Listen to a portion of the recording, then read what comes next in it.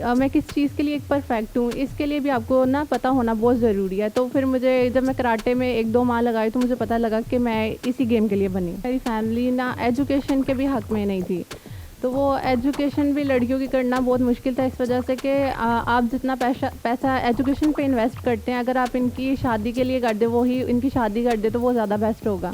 अस्सलाम वालेकुम, आप देख रहे हैं एनपीजी मीडिया और मैं हूँ वजीहा नजम। आज मैं आपकी मुलाकात करवाऊंगी एक और पॉजिटिव फेस ऑफ पाकिस्तान से, और पाकिस्तान की प्राइड भी हैं। उनका नाम आमना है और आमना की अचीवमेंट्स इतनी ज़्यादा हैं, माशाल्लाह से उनकी एज इतनी ज़्यादा नहीं है जितनी ज़्यादा अचीवमेंट्स वो अपनी ज़िंदगी में कर चुकी हैं। आमना नेशनल लेवल पे जो है वो कराटे चैम्पियन है और माशाल्लाह से बहुत बहुत बहुत ज़्यादा मेडल्स जो हैं वो जीत चुकी हैं। आप उनके गले में भी देख सकते हैं कितने ज़्यादा मेडल्स हैं, और कुछ मेडल्स इतने ज़्यादा थे कि वो उनके गले में पूरे नहीं आ रहे थे, तो कुछ हमने सामने भी रखवाए हुए हैं। आमना से बेसिकली मिलने के लिए मैं बहुत ज़्यादा एक्साइटेड थी, क्योंकि लड़कों को अप्रिशिएट करने वाले बहुत से लोग होते हैं। हर कोई अप्रिशिएट करता है जब कोई लड़का बाहर निकल के फाइटिंग कर रहा है, रेसलिंग कर रहा है, लेकिन जो लड़कियां हैं उनको यहाँ पे इतना ज़्यादा इन चीज़ों पे इंकरेज नहीं किया जाता है, अप्रिशिएट नहीं किया जाता। लड़कियों को जो है वो हर्डल्स फेस करनी पड़ती हैं, चाहे वो फैमिली की तरफ से हो, चाहे वो सोसाइटी की तरफ से हो, और उन पर एक प्रेशर होता है, क्योंकि लड़कियों को जो है एसोसिएट किया जाता है कि लड़कियां सिर्फ घर के काम करने के लिए हैं, या उनको घर बैठ के घर के काम करने चाहिए, या सिर्फ ज़्यादा से ज़्यादा पढ़ लेना चाहिए, उसके बाद उनकी शादी कर लेनी चाहिए। लेकिन जो अचीवमेंट आमना की है कराटे में, उस बारे में सिर्फ मोस्टली यहाँ पे अगर देखा जाए तो 2 to 3% की रेशो है कि पाकिस्तान में लड़कियों को इतनी ज़्यादा इंडिपेंडेंस मिले कि वो बाहर निकल के कराटे जैसी गेम्स जो हैं वो खेल सकें। तो आमना से बात करते हैं और उनसे जानते हैं कि उनके ऊपर कितना प्रेशर था, उनकी ये सारी लाइफ कैसी रही और वो आगे ज़िंदगी में क्या अचीव करना चाहती हैं। अस्सलाम वालेकुम आमना, कैसी हैं आप? बिस्मिल्लाहिर्रहमानिर्रहीम। वालेकुम अस्सलाम। अल्लाह का शुक्र, आप कैसे हैं? अल्लाह का शुक्र है, मैं बिल्कुल ठीक हूँ। सबसे पहले तो आमना, इतनी ज़्यादा अचीवमेंट्स के लिए आपको कंग्रेचुलेशंस कि आप लड़की होके हम लड़कियों के लिए मोटिवेशन है कि आप माशाल्लाह इतना अच्छा काम कर रही हैं। जज़ाकल्लाह। अच्छा आमना, मुझे बताएं कि ये जर्नी स्टार्ट कैसे हुई थी, कितने ईयर्स हो गए हैं, ट्रेनिंग कितने टाइम की थी, खेलना कब शुरू किया? ये ऐसा है कि मैंने 2014 में कॉलेज लाइफ से स्टार्ट किया था। वहाँ पे मैम ने मुझे निकाला, उन्होंने कहा कि मुझे तुम में जो एबिलिटी नज़र आती है ना, वो मुझे किसी में नज़र नहीं आती। तो फिर मैं उस वक्त हंसती थी कि मैम मुझे क्या कहती हैं, तो वो बहुत एक फ़नी मोमेंट होता था। लेकिन आज मुझे पता लगता है कि जब मैं मैम से मिलती हूँ तो मैम मुझे कहती हैं कि मैंने तुम्हें सही कहा था ना, देखो अब तुम्हारी प्रोस्पेक्टस में पिक्चर्स आती हैं, तो मैं बहुत प्राउड फील करती हूँ। मैंने कहा जी। तो वो एक टीचर्स को जो आपकी पहचान होती है ना स्टूडेंट की, वो किसी को हो नहीं सकती, तो मैं ये कहना चाहती हूँ। तो वहाँ से मेरी जर्नी स्टार्ट हुई 2014 से।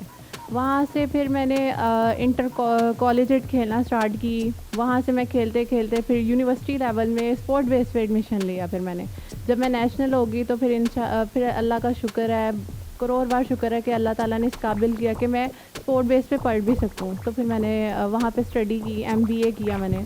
आमना, मुझे बताएं कि बहुत ज़्यादा गेम्स हैं जो आजकल लड़कियां खेल रही हैं, जैसे बैडमिंटन हो गया, क्रिकेट हो गया। पंजाब यूनिवर्सिटी में देखें, किसी भी यूनिवर्सिटी में देखें तो स्पोर्ट्स में लड़कियां खेलती हैं, लेकिन आपने जो गेम अपने लिए चूज़ की वो सबसे ज़्यादा टफ़ है, मतलब कराटे। उसके लिए बंदे को फिज़िकली मेंटली काफ़ी ज़्यादा स्ट्रॉन्ग होना पड़ता है, तो वाई कराटे? बस ये अल्लाह ताला की तरफ से एक मौजज़ा था कि मैं खुद ही कराटे में चली गई। वहाँ पे मतलब मैं बाकी गेम भी खेली, लेकिन मैं उनमें फिट नहीं हो रही थी। मुझे पता नहीं, रियलाइज़ नहीं हो रहा था मेरी एबिलिटी कहाँ पे, मेरी स्किल्स कहाँ पे यूटिलाइज़ होंगे, मैं किस चीज़ के लिए एक परफेक्ट हूँ, इसके लिए भी आपको ना पता होना बहुत ज़रूरी है। तो फिर मुझे जब मैं कराटे में 1-2 माह लगाई तो मुझे पता लगा कि मैं इसी गेम के लिए बनी हूँ। तो कभी बचपन में बहन भाइयों से लड़ाई होते हुए, कभी कुश्ती वुश्ती में उनको मारा मुरा हो तो पता हो गया यार मारने वारने में मैं अच्छी हूँ तो मैं बड़े होकर भी ये कर लूँगी, ऐसा कुछ भी नहीं था? ऐसा तो नहीं था, लेकिन बचपन में जहाँ हम पढ़ने जाते थे ना, वहाँ पे मैं अपने कज़न्स को बहुत मारती थी। रास्ते में मैंने स्पेशली नीचे खड़े होकर ना गली में वेट करना कि ये आएंगे तो मैंने आज उनको मार के जाना है, इन्होंने मेरे से बदतमीजी क्यों की है, तो मैं उनको स्पेशल मारती थी और नीचे दुकानदार मुझे पकड़ लेते थे कि छोड़ दो, क्या कर रही हो क्या कर रही हो, तो मैं अपने कज़न्स को मारती थी। तो आमना, अब तो माशाल्लाह से आपकी ट्रेनिंग भी काफ़ी ज़्यादा हो गई है, मेडल्स भी काफ़ी जीत चुके हैं, तो अब जब आपको घर में गुस्सा आता है या किसी पे भी गुस्सा आता है किसी गलत बात पे, तो गुस्सा कैसे निकालती हैं? इग्नोर कर देती हैं या फिर उठा उठा के चीज़ें मारती हैं, या फिर बंदे को ही पकड़ लेती हैं कि मैं बताती हूँ? नहीं, ऐसा कोई सीन नहीं होता। वो एक टीचर ने मुझे कहा था कि अगर आपने अपना गुस्सा निकालना है ना, तो उसको सही जगह पे इस्तेमाल करना सीखो।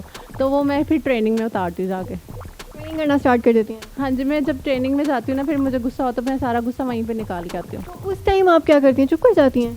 उस टाइम फिर मैं खामोश हो जाती हूँ। समटाइम्स गुस्सा बहुत ज़्यादा आता है, फिर मैं कमरे में अपने चले लगा के बैठ जाती हूँ, वहाँ पे फिर हो जाता है खामोश। मुझे बताएं कि आपको इस गेम में कितनी ज़्यादा हर्डल्स फेस करना पड़ी जब आपने अपनी फैमिली को ये बताया या लोगों को ये पता चला कि हमारे ख़ानदान की या हमारे सोसाइटी की बच्ची उठ के जो है वो कराटे खेलने जा रही है, या उसके प्रॉस्पेक्टस पे पिक्चर्स आ रही हैं, या फिर वो बाहर निकल के एक गेम, इस तरह की गेम जिसको इतना ज़्यादा लड़कियों के लिए पसंद नहीं किया जाता यहाँ पे, तो क्या रिएक्शन था फैमिली का, रिलेटिव्स का? पहले तो मैं आपको बता दी चलूँ कि मेरी फैमिली ना एजुकेशन के भी हक़ में नहीं थी। तो वो एजुकेशन भी लड़कियों की करना बहुत मुश्किल था, इस वजह से कि आप जितना पैसा एजुकेशन पे इन्वेस्ट करते हैं, अगर आप इनकी शादी के लिए कर दें, वही इनकी शादी कर दें तो वो ज़्यादा बेस्ट होगा। तो हमारे फैमिली में लड़कियां जो अब हैं वो मुझे देख के आगे पढ़ भी रही हैं और वो कुछ गेम्स में भी जा रही हैं। तो ये मेरे लिए प्राउड की बात है कि लोग मुझे फॉलो कर रहे हैं। तो ऐसा मेरे फादर को भी नहीं पता था, मेरे भाई और मेरे मामू मेरी मामा जानती थी इस बारे में। और जितना टाइम पीरियड था वो बहुत डिफ़िकल्ट था क्योंकि किसी को पता नहीं था। टाइम आपने रात को घर पे आना है ट्रेनिंग करके, शाम हो जाती थी कभी रात, तो बहुत मुश्किल से मैनेज करना पड़ता था कि आप कहाँ पे गए हो, कहाँ क्या कर रहे थे, इतनी देर क्यों हो गई। इन क्वेश्चन को फेस करना बहुत मुश्किल होता था घर पे। तो फिर जब काफ़ी मतलब हो गई अचीवमेंट्स, तो मैंने सर वकार से बात की। उन्होंने मुझे कहा कि बेटा मैं आपको एक वीडियो बना के देता हूँ, आप अपनी फैमिली में ना गेट टुगेदर करें, फैमिली को इकट्ठा करके और वहाँ पे ये क्लिप चला दें। तो मैंने ऐसे किया। सब उस वक्त तो शॉक्ड हो गए थे देख के कि ये एकदम से किसी को पता भी नहीं था, तो एकदम से पता चल गया कि ये क्या। फिर लेकिन लोग खुश हुए, उसके बाद अप्रिसिएशन भी काफ़ी मिल गया। आमना, जहाँ पे लोग आपको अप्रिशिएट करते हैं, बाद में भी इंकरेज करते हैं, वहाँ पर डिस्करेज करने वाले भी एक दो निकल आते हैं। तो कुछ ऐसा आपके साथ हुआ? और अगर हुआ कि लोगों ने आपको डिस्करेज किया, तो आपने कभी एक मिनट के लिए सोचा कि आपको जो है इसको यहीं पे छोड़ देना चाहिए, अब बहुत हो गई है, आप इतना ज़्यादा डिप्रेस हो गई हैं उनकी बातों से? नहीं, मैं जो डिस्करेज करते हैं ना, मैं उन बातों पे नहीं जाती क्योंकि आपको हमेशा आपके ज़मीर से आवाज़ आ जाती है कि क्या चीज़ आपके लिए बेहतर है, क्या नहीं है। तो मेरे ख्याल से आपको अपने ज़मीर की सुननी चाहिए क्योंकि दिल में ना खुदा होता है और आपको अंदर से आवाज़ आ जाती है क्या चीज़ आपके लिए बेस्ट है और क्या नहीं है। तो फिर पता चल जाता है लोगों को। मैं ऐसा मतलब सुनती हूँ, एक कान से दूसरे कान से निकाल देती हूँ, जो चीज़ समझ आए ठीक ये कह रहे हैं तो फिर उसको फॉलो कर लेती हूँ।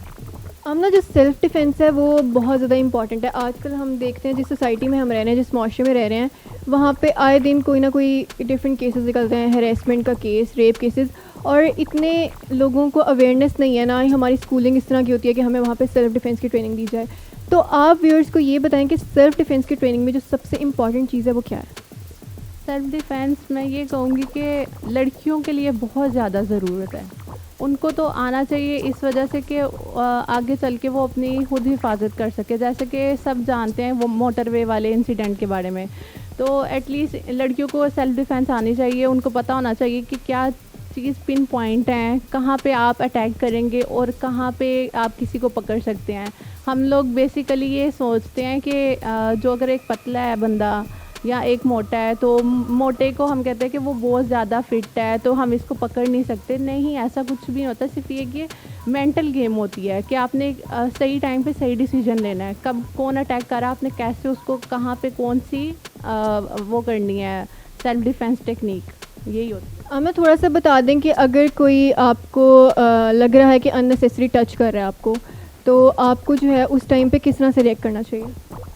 अपने आप को मेंटली हमें ना एक्टिव रखना चाहिए। आप जब लेट्स सपोज, आजकल हमारे लिए बहुत डिफ़िकल्ट टास्क ये है कि हर कोई हैंड फ्री लगाए रोड पे जा रहा होता है, उससे ये नहीं पता हमारी दाएं जानिब क्या हो रहा है, बाएं पे क्या हो रहा है, हमारे बैक पे क्या हो रहा है। तो हम लोग को ना पहले ये चीज़ों को देखना चाहिए। देखें, लेट्स सपोज अगर हम लोग जा भी रहे हैं, हम लोग हैंड फ्री भी लगाई हुई है, हमारा नहीं है ध्यान कहीं, आप इतना तो मतलब अपना मेंटल एक्टिव रख सकते हैं ना कि एक अगर शेडो आ रहा है आपके पीछे, ही क्यों आ रहा है, इतना एक्टिव तो होना चाहिए ना। तो ये चीज़ें देखनी पड़ती हैं। अच्छा आमना, मैं आप वुमेन एम्पावरमेंट की एक एग्जांपल हूँ। अगर आपको देखा जाए तो हम बेसिकली जो वुमेन राइट्स की एम्पावरमेंट की बात होती है, तो basically this is what we call women empowerment. तो आपके ख्याल में लड़कियों को जो है वो इतने राइट्स यहाँ पे मिल रहे हैं जितने लड़कों को मिलते हैं? जैसे आप जिस गेम में हो वहाँ पे आपने बताया आपके ऊपर प्रेशर था फैमिली की तरफ से, फैमिली नहीं चाहती थी, तो आपका क्या पॉइंट ऑफ व्यू, स्पेशली हम फैमिलिज्म के हवाले से बात करें या जेंडर इक्वलिटी के बारे में बात करें या जेंडर डिस्क्रिमिनेशन के बारे में बात करें? पहली बात तो ये कि हम लोगों ने कुरान पढ़ना छोड़ दिया है। अगर हम कुरान पाक को तर्जुमे के साथ पढ़ें तो हमें पता चलता है कि अल्लाह पाक ने लड़कियों और लड़कों के हकूक़ बता दिए हुए हैं। औरतों के मर्दों के क्या हैं, क्या फ़जीलत मर्दों को क्यों दी गई है और औरतों को क्यों दी गई है। पहले जहालत का दौर था, लड़कियों को दफन कर दिया जाता था। आज भी कहीं कहीं ये कुछ नज़र आ रहा है, लेकिन वो गुर्बत की वजह से नज़र आता है। कुछ हालात ऐसे हो गए हैं, लेकिन मैं नहीं मानती कि इक्वालिटी हम नहीं है इधर। हमारे इस्लाम ने, हमारे रब ने, जब अल्लाह पाक ने कुरान पाक हम पे नाजिल किया, उस अल्लाह ताला ने सब तरह के हल दुनिया के बता दिए, तो उसमें ये भी सब कुछ मेंशन है। अगर सब पढ़ना शुरू कर दे तो सबके लिए आसानी हो जाएगी। तो आपके ख्याल में लड़कियां जो हैं वो भी आगे निकल के काम कर रही हैं, उनको भी अपॉर्चुनिटीज़ मिल रही हैं जिस तरह आपको मिली है कि आप कराटे खेल रही हैं नेशनल लेवल पे, इंशाल्लाह आप इंटरनेशनल लेवल पे जाएंगी, तो आपको लगता है कि लड़कियों को अपॉर्चुनिटीज़ मिलती हैं यहाँ पे? अल्हम्दुलिल्लाह यहाँ पे सब मिलता है, ये यहाँ पे सब कुछ मिलता है। जी, तो ये थी आमना, इनका टैलेंट भी आपने देखा है और उन्होंने हमें बताया है कि सेल्फ़ डिफेंस की ट्रेनिंग जो है वो आप किस तरह से कर सकते हैं। आप घर रह के जो है वो अपने आप को फ़िट एंड हेल्दी किस तरह से रख सकते हैं, एक्सरसाइज करके। वो एक्सरसाइज भी किस तरह से करती हैं घर पे, ये भी हमने आपको दिखाया है। इसके अलावा आमना राजपूत के नाम से आमना का एक यूट्यूब चैनल है जिस पे आमना सेल्फ़ डिफेंस की ट्रेनिंग दिया करेंगी। तो जितनी भी लड़कियां चाहती हैं कि वो सेल्फ़ डिफेंस की ट्रेनिंग ले सकें, बल्कि चाहती हैं हर लड़की को जो है वो ज़रूर लेनी चाहिए, क्योंकि वो आजकल के दौर में लड़कियों के लिए बहुत ज़्यादा ज़रूरी है। वो आमना के यूट्यूब चैनल पर जाके वो वीडियोस देख सकती हैं। अगले शो में अगली स्टोरी के साथ दोबारा आपसे मुलाकात करूँगी। अपना बहुत ज़्यादा ख्याल रखिएगा। अल्लाह हाफ़िज़।